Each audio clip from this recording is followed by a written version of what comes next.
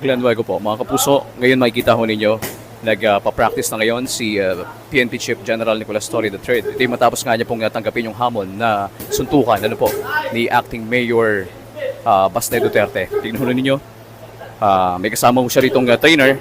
Ayan mga kapuso, no? Ayan. Oh, may combination, mga kapuso, no? Ayan, kita niyo mga kombinasyon. Ayan mga kapuso, so, ayan, natuloy ho bigla yung training kasi supposedly, kanina ho, ay hindi dapat, morning dapat ito, pero may activity po si Pangulong Marcos, so sinamahan po siya ni General Torre. So ayan mga kapuso, kita niyo po si PNP Chief General Torre.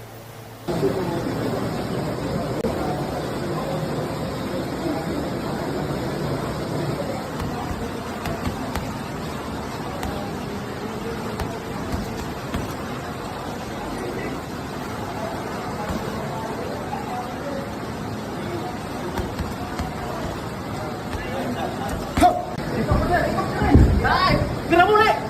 Boom. Udah saya straight lah. Jadi bawah balan ada lalu apa?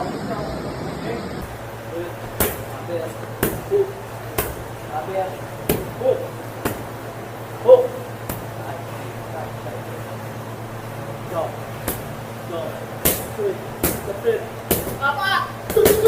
Set. Set.